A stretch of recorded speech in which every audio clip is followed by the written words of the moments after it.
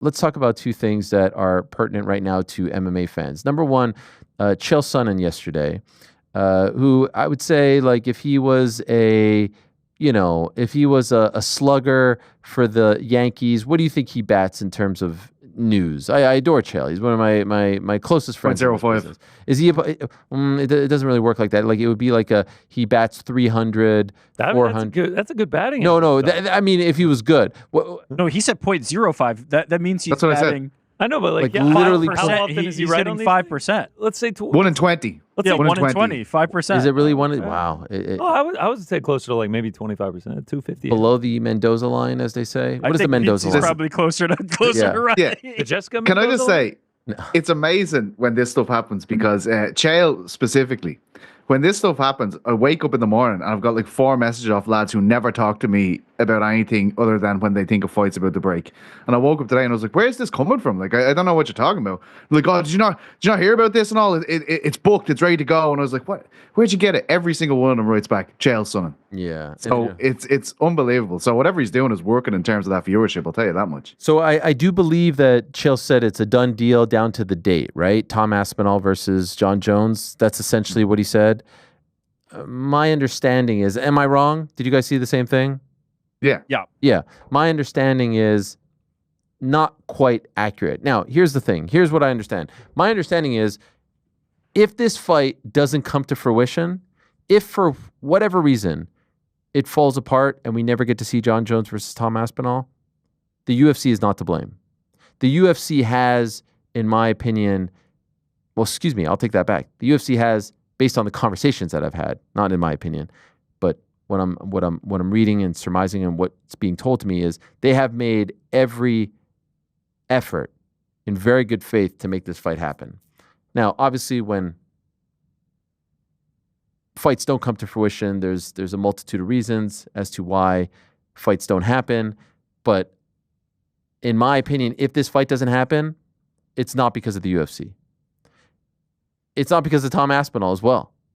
I think ultimately who will decide whether or not this fight happens or not is Jon Jones. Now, that's not some big breaking news, but I say that to say, yes, if Jon wants the fight to happen today, and I don't mean like the fight to actually be fought today, but like done deal today, it could be a done deal today. It's up to him, and it's always been up to him. Now, for a while, you could have said, all right, they have to meet whatever number, right? That 30 million was thrown out. Whatever that number is, Rogan walked it back. I had heard the same number, whatever. Point is, I believe that the UFC has met all the demands. Well, in a very favorable way for both guys. They both have demands. We know what Tom wants to a degree, and we know what Jon wants to a degree. I think ultimately it's on him. Now, we don't need to get into the whole, like, at what point do they need to pull the plug on this, and when's the deadline? We've done that song and dance a bunch of times, and I'm kind of tired of it. Like, they'll do it when they need to do it. They'll do it when they want to do it. They'll do it when they need Tom to fight. If Jon isn't going to be that guy. But I think at this point, there are some people who want to say, hey, the UFC didn't make Jones versus Ngannou. The UFC didn't make this big fight. The UFC didn't make that big fight. When the story is written on this fight, if it doesn't come to fruition, I don't think it will be on the UFC. I really think the UFC, based on what I'm hearing and have been told, I really think the UFC has done everything that they could to make it happen. Is the fight a done deal as of right now? No, it's not a done deal as of right now. So I don't know what he's hearing. Could it be a done deal as of today at some point? Could it be a done deal in 30 minutes? Yes. But is it a done deal as of earlier today when I was doing some digging? No. So I don't know if we add that to the 0.05 or the 0.5 that Pizzi said, but I wouldn't celebrate just yet. If you're hoping, if you're praying, if you want to see this fight like everyone does, I think it's a little premature. He may be right in that there's a date earmarked, there's a time frame, there's a want, there's a desire, there's a need to make this happen. He is right about all of that. But to say it's a done deal, to me, is a little bit premature. In fact, so much so that I had heard at one time there was some talk about having the fight in August in New York City at Madison Square Garden. Now, you know that annually they like to go to Madison Square Garden in November. We talked yesterday about how the Madison Square Garden date and venue has really become like the new international fight week, if you will, where they try to bring the biggest and best fights possible, in addition to Miami to a degree. And that's how much they wanted to get this done and put it in the biggest and best venue possible, which of course is Madison Square Garden, the world's most famous arena, the Mecca. August is rapidly approaching. Not hearing that's the case as of this moment. So the reason I bring this up is after hearing what Chael said, I wanted to see if there was any validity to it. He is right in that there's dates being discussed, there's this and that. It is not accurate that it's 100%. And it would not be fair to the UFC to say that they dropped the ball on this one. Does that make sense? They're trying to make it happen. It does, and it's very fascinating because it seemed like previously the stalemate was, hey, can the UFC make this happen? And to your point, now the stalemate becomes, can the fighters make this happen? Because that was my operating assumption was always the holding point, the stick-up point is going to be, can the UFC make it happen? If that hurdle's cleared, it becomes a lot more fascinating. And it also gives me more optimism, to be honest. I would agree in that if they are meeting all the demands, that was the biggest hurdle, right? Yeah, that feels like the biggest hurdle. I guess we're going to find out. We know Tom wants this fight. Yeah, right? No doubt. We know the UFC wants this fight. We're going to find out how much Jon wants this fight. Yeah. That's the bottom line. We're going to find out how much Jon wants this fight. Is there any possibility that Jon fights again and doesn't fight Tom Aspinall? No. Yes. You think so? I don't think so. I think it's no as well. What would the justification be? Who would he fight? Because he's not going to get that. Whatever the demands are, he will not get that price tag to fight somebody other than Tom. And so agree. I don't know what you come back for if it's But not. obviously he's not looking for that price tag. If the UFC have offered him that money and he doesn't want the fight, it's nothing to do with that. Yeah, but why would he But come then back he's and coming fight back someone for a else lesser? for even less? Yeah, I think it's a possibility. Definitely, I think there is a way that happens. Who do you think would get him excited? would Sergey come back? Spivak? I don't know. I just think every fighter is going to fight again. You know what I mean? They find a way. Anthony Smith yesterday in his interview, I'll take a boxing fight, to say like if he doesn't fight Aspinall now, he will never fight again. Oh, you're talking non-UFC. You're talking. I'm talking. Like any. Is there like? Well, the question was, is he going to fight someone else? Okay, that's fair. I mean, he's not going to fight now in the UFC anybody other than Tom. That I don't see. You know, if he does fight again and it's not against Tom, what a freaking victory for Tom Aspinall, right? It's not bad. Yeah, well, it is. The ducking allegations will. Now, here's the thing. Here's the thing. Ultimately, that's great. It's great for his street cred. It's great for his brand. He can't take that and deposit it in the bank. Beating Jon Jones, fighting Jon Jones, and then beating Jon Jones would be the greatest thing for his bank account, for his family, obviously for his legacy as well. So that sucks. But if Jon Jones comes back and doesn't fight him, if for whatever reason they meet all the demands, Tom is in, the UFC is in, they've done everything possible to make this a reality. Dana has all but guaranteed that the fight would happen in 2025, and it doesn't happen, and he comes back and fights anyone else, even if it's an absolute killer.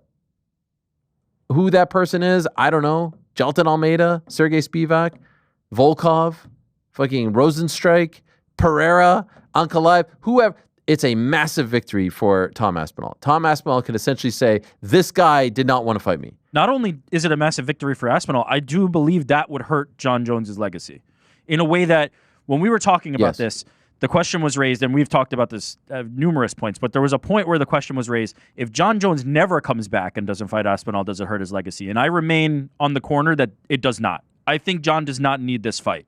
I think Jon's legacy is so firmly established, he could be fine walking away. But if it comes to light that everything was met, the demands were met, the fight was there, Tom was willing, anytime, any place, and he was not a willing participant, that I do think hurts his legacy, and that I do think hurts past fights that did not happen, right? Now you start to question what materialized in the Francis Ngannou and Jon Jones negotiation. You start to open Pandora's box, the idea of maybe Jon Jones was potentially a sticking point in other things. If he remains on the sidelines, I don't think his legacy will be harmed, because that is, hey, I just didn't want to fight anymore and I walked away. Tom was great, but it was not my time to have that fight. If he fights somebody else, that is no longer subject to that preservation. The rules are different today than they are in 5-6 years. What I mean by that is in 5-6 years, all this may just be a footnote because he had such a long career and such an esteemed career, such a successful career. But I would argue that both scenarios will hurt his legacy today. Because if Tom Aspinall was a 40-year-old former champion and he's getting top dollar to fight him, I'm pretty sure he takes that fight. He gave us no indication back in November that he was done fighting. Did he even hint at it? Did he even say, like, this might be it for me? I don't remember that. He was kind of riding the fence all week, but to your point, in the lead up, yeah. The last thing he said was like, pay me and I'll fight. That was ultimately what he ended up at. And so if what you're saying is the pay me part has been settled, now there's only one direction to look, you know? It makes it very clear. There's no doubt Jon Jones doesn't need Tom Aspinall. He doesn't need to beat Tom Aspinall in order to secure his legacy.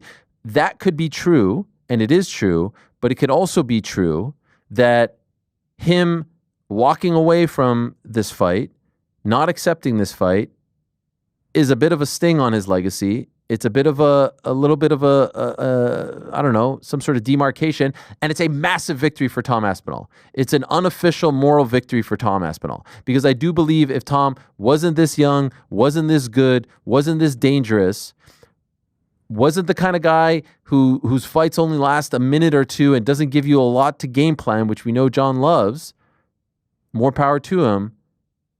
I think Jon takes this fight.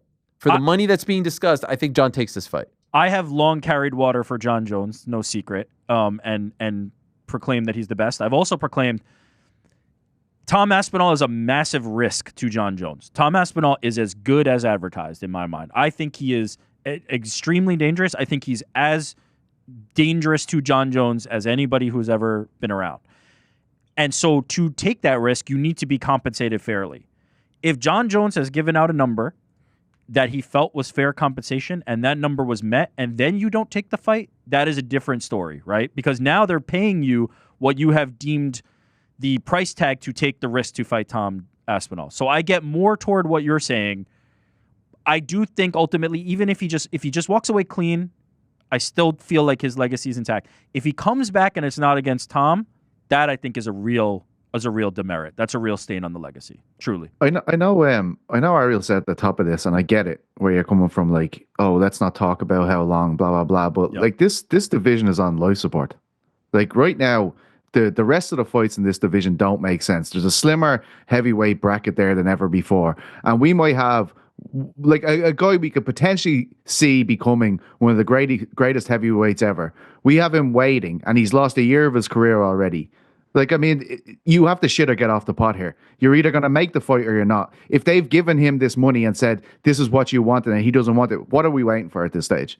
You know, like we're endlessly talking about this since December last year. I mean, to move the conversation on, you have to do one of two things: make the fight or make a decision on if Jones is the heavyweight champion.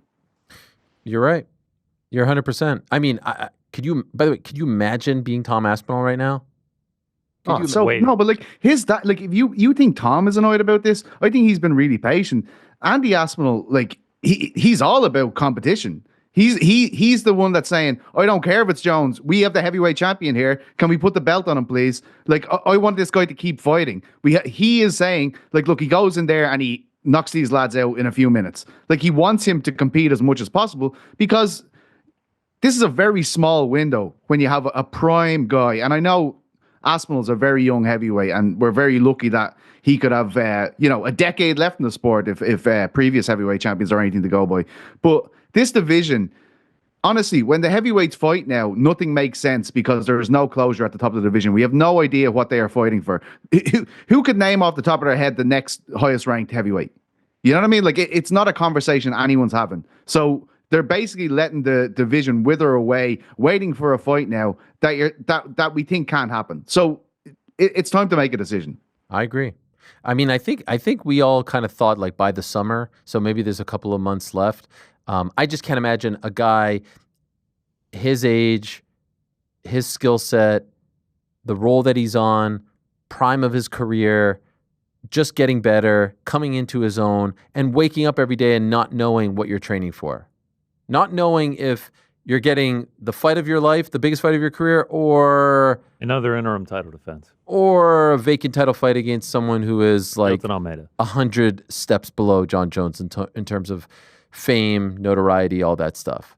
That's got to be a mind freaking F, right? And to your point, Pete, about the heavyweight division, if Tom Aspinall were able to beat Jon Jones, even forget the challengers that would come then you have this defending champion who his popularity will explode if he's able to beat Jon Jones. And if he's able to finish him from past results, he will become this guy that's just like the Terminator in the heavyweight division. And he will draw so many eyes each time he fights because people want to see a quick finish from the baddest man on the planet being the UFC heavyweight champion.